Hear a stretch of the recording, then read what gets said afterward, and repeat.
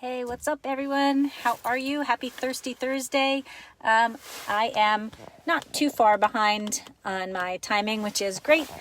I'm trying to figure out, I am in my car. I just pulled into my house. So part of what delayed me is I had to make the decision whether or not to do this live from my office or to drive home. And I had enough time, so I wanted to drive home. So I'm going to move around a little bit just to fidget. So this week I have posted a couple of questions, starting with, how do you react to a situation when something doesn't necessarily go your way? Are you quick to react and snap? Do you hold it in and then explode? Are you try to figure it out right away and make everything right and just get it done so that it doesn't work into a bigger problem? Or do you, take time and kind of meditate and chill, assess the situation, try and figure it out, and so how do you process that? Hi, Glenn. Nice to meet you. Thanks for joining me.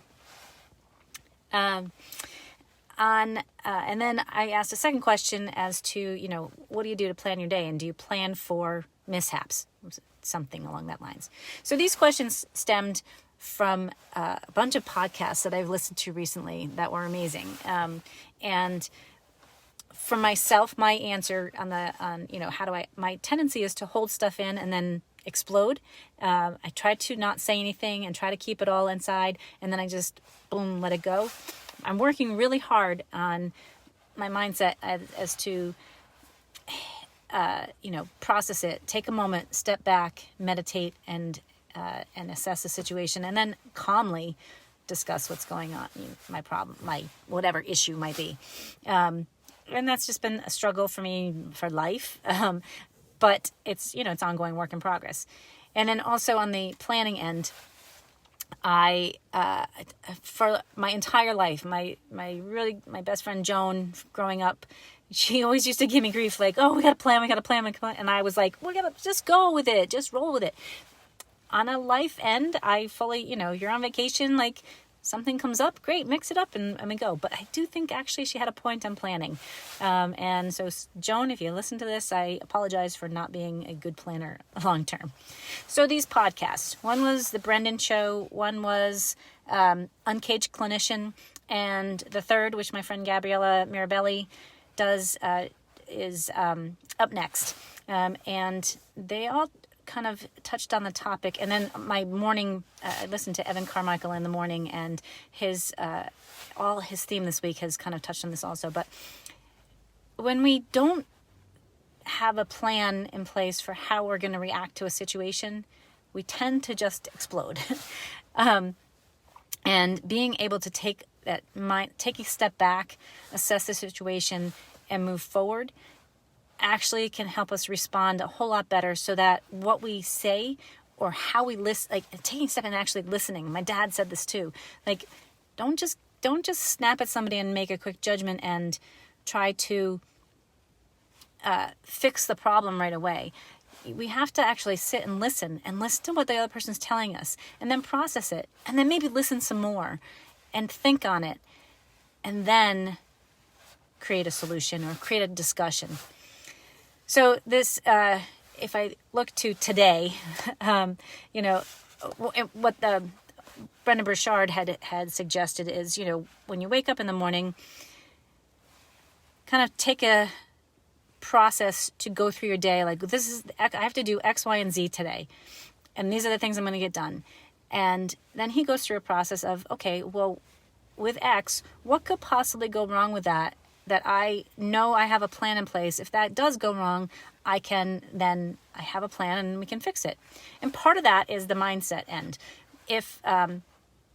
So I'm driving home today, and I didn't expect it was going to be snowing, and now it's beautiful snow. My driveway is covered. It's gorgeous, but I'm in sneakers and I don't have a hat and I don't have gloves.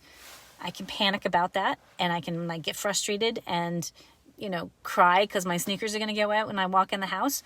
Or I can, say, oh, it's pretty, it's nice, and it is what it is, and I'm going to dry my feet off when I get inside, and it's going to be good. So how we react to that can make a difference. Had I woken up this morning and said, okay, I've got to go to work today, it's middle of January in the Northeast, it might snow, even though we haven't had a whole lot of it. Like, I don't listen to the weather. I just wait to see what happens. So perhaps I could have planned ahead and taken my boots and my gloves and my hat, and been a little bit better prepared. So that's kind of where he was leading to on that. One thing, so Gabriella interviewed Dr. Jason Selk. I'm looking for his name. I think that's how you say it. And he wrote a book called Relentless. I'm going to miss it. I wrote it down just so I wouldn't forget. It's Relentless Solution Focus. And his studies are in neuroscience and how the brain reacts to different situations. And, so he made a point to say, like, we need to, yes, look at the positive and come up with like 3 positive solutions, and also address the negatives, something that happened. So if you're a cheerleading team and you have a routine going on and you want to check in after you've competed or after you've run through your routine, like coming up with 3 positive solutions, and then something that didn't go right. And instead of like dwelling on like, well, this was wrong, looking at, okay, like how can we make that better? And spinning it so that you know that like things are going to go wrong and things are not always going to be perfect, but we can make them better. And if we can talk that through and look at the positive on that, that can make it better. I think that fits right into planning ahead. As a coach, I, really need to stop and think, okay, I want to be able to, my team's going to get standing fulls today, stretch. And, what do we need to do to work that? And we're going to go through this warm-up drill. We're going to do our jumps first. We're going to do our tumbling, and then we're going to do timed standing fulls. And I'm laughing at myself because how amazing that would be to have a whole team of standing fulls. And if you don't know what a standing full is, it's standing on the ground and you full body twist in the ground. If you don't know, it's okay. You don't need to know. But so what are the steps to take there? Well, what happens if one person doesn't get it? Or what happens if, somebody sprains an ankle? Like, is the whole team going to panic and shut down and not be able to do something? No, the plan in place, okay, if somebody gets hurt, everybody's going to stop, go get some water. We're going to sit. We're going to assess the situation. We're going to call our athletic trainer. We're going to, make sure the person gets the care that they need. And then we're going to look, okay, what happened here? And what do we need to do better to, prevent this from happening again? And before we do that, we're going to look at all these reps we got in, look at where we've come from the routine, and reset our mind to remember, like, things are going in the positive direction. This can carry over into life, into disagreements, into anything. Yes, I think really it's very important, and research has shown that visualizing a positive outcome and what you want in life really makes a big difference into what we get.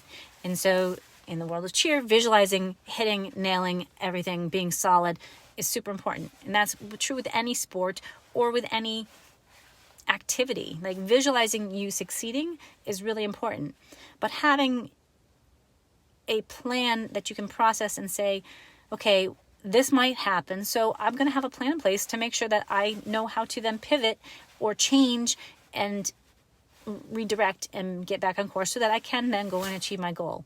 And that changes your mindset on a whole.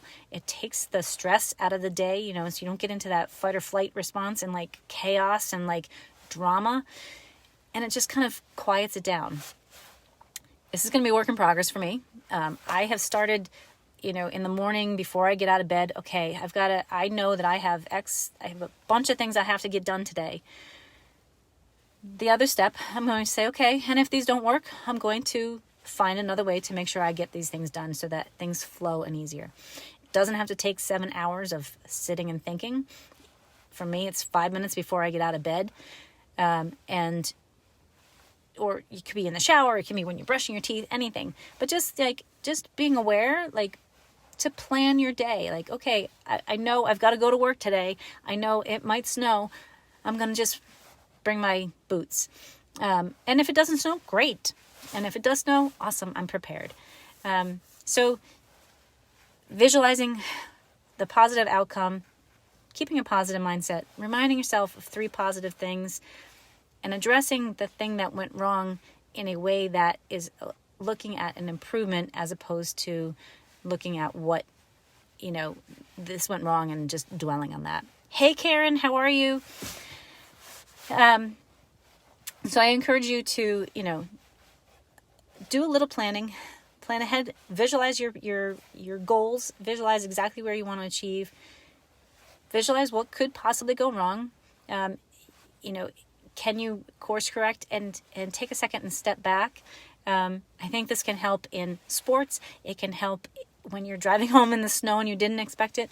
It can help tremendously in having a conversation with somebody. And that's where I need to work. Like, instead of just exploding, like, let myself sit back, assess where I'm at, see where, okay, I really like this, and this, and this I feel like we can work on. So let's be better at this, and it will open a conversation that's much easier, and it can happen in any aspect of life. That's all I got. Don't be a super planner that you don't enjoy life on spontaneity, but plan your life so that you can react and respond, and you don't have to trigger that stress response and that angst and negativity. Hi, Rachel. Thanks for joining me. I hope everybody is doing well. I hope you're having a happy Thursday. And I've been in the car long enough now that it's almost stopped snowing. So I'm going to go inside, get warm, and dry my shoes off. I hope you have a great weekend, and I will see you next week. Take care.